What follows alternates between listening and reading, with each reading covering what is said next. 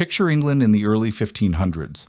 The weather is miserable, the food is mostly questionable meat pies, and the most exciting entertainment is either jousting or watching a guy in tights play the lute.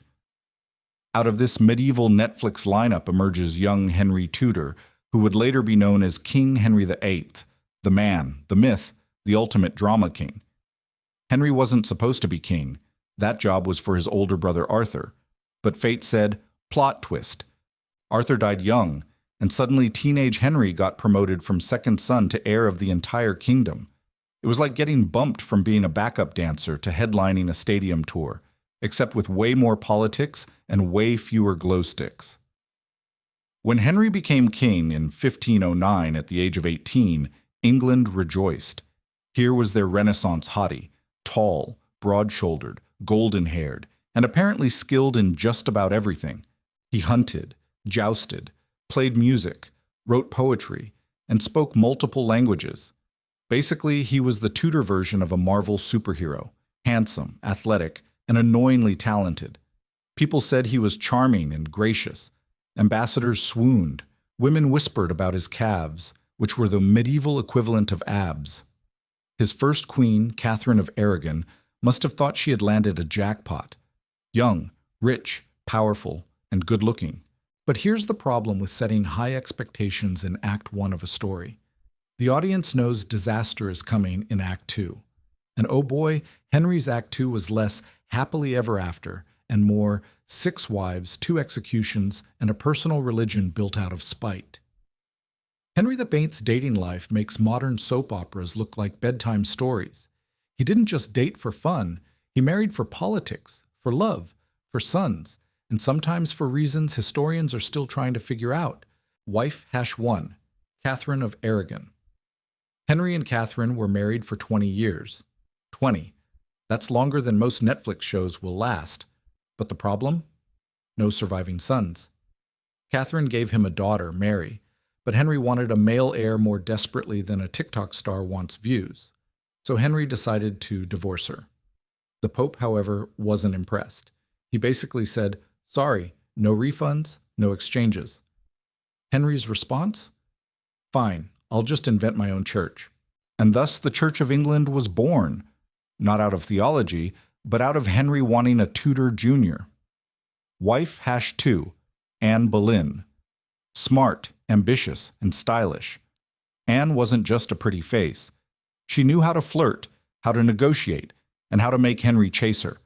But once on the throne, she produced only a daughter, Elizabeth. Henry was unimpressed. Anne's sharp tongue and political enemies sealed her fate. Solution?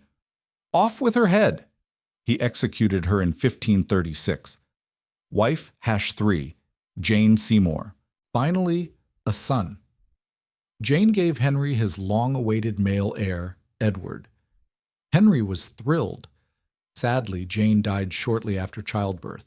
For once, Henry seemed genuinely heartbroken. Historians often say Jane was his true love. In reality, she was just the one who gave him what he wanted. Wife #4, Anne of Cleves. This was the medieval equivalent of online dating gone wrong. Henry saw a flattering portrait, thought she looked great, and agreed to marry her. But when he met her in person, he allegedly shouted, "She looks nothing like the painting." They divorced in 6 months. Awkward. Wife #5, Catherine Howard. Young, pretty, and energetic. Catherine was basically a teenager when Henry, now middle-aged, obese, and ulcer-ridden, married her. Unsurprisingly, she wasn't exactly faithful. Henry found out, and surprise, surprise, execution. Wife #6, Catherine Parr. By now, Henry was less Prince Charming and more boss battle final form. Catherine Parr outlived him, not because of luck, but because she mastered the art of saying, "Yes, dear, of course you're handsome." Sometimes survival is about strategy. So there you have it. 6 wives, 2 executed, 2 divorced, 1 died, 1 survived. It's like a grim Tudor reality show. Who wants to survive being married to Henry VIII? Henry didn't just cause drama in his love life. He shook up an entire religion. When the Pope refused to annul his marriage, Henry threw the ultimate tantrum. Imagine unfollowing the Catholic Church, blocking the Pope, and starting your own religious platform called Henry Book. That's basically what he did. The English Reformation wasn't about theology. It was about Henry wanting to do what Henry wanted. He made himself the head of the Church of England. Same prayers, same rituals, but with Henry as boss. This was revolutionary. Monasteries were dissolved, church land seized, and Henry stuffed the royal treasury with wealth. All because he wanted to say, "I make the rules now." It was the most dramatic breakup in history. Pope, no divorce. Henry, fine, new church, new me. England, so are we still Catholic? Henry, nope.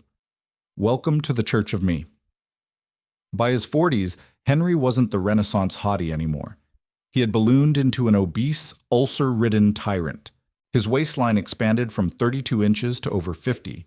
He needed reinforced chairs, widened doorways, and a team of servants just to move him around. His health issues were legendary. His leg ulcers stank so badly that courtiers carried perfumed oranges just to survive meetings. Some fainted, others held their noses and prayed. Imagine running a government while everyone in the room is trying not to gag. Henry's temper also worsened. He laughed one minute, ordered executions the next. His paranoia grew wild. He thought people were poisoning his bandages. He saw enemies in shadows, ghosts of his dead wives, and once allegedly yelled at an empty chair during dinner. Yet, despite the smell, the anger, and the paranoia, Henry still ruled with absolute authority. No one dared to say, "Maybe chill, Your Majesty," because suggesting therapy in Tudor England was basically a shortcut to execution. By 1547, Henry's body had given up. He was obese, diseased, and bedridden. His legs oozed pus, his organs failed, and his temper flared until the very end. Official records said he died peacefully in his sleep. Reality? Not so much. His corpse decayed so quickly that embalmers struggled. They stuffed him with herbs and salt, wrapped him in cloth, and sealed him in a lead coffin. But on the funeral journey, the coffin split. Fluids leaked onto the floor of a chapel. By morning, dogs were discovered licking the remains. Yes, England's most powerful king ended up as a dog's midnight snack, not exactly the royal legacy he envisioned. So, what's the morale of Henry VIII's misadventures? Don't marry 6 times if you can't handle drama. Don't start your own church just to get a divorce. And no matter how powerful you are, dogs might still end up licking your coffin. Henry VIII, England's most dramatic, dangerous, and probably smelliest monarch. Thanks for watching. If you enjoyed this ridiculous slice of history, subscribe now. Because history isn't boring, it's just badly behaved.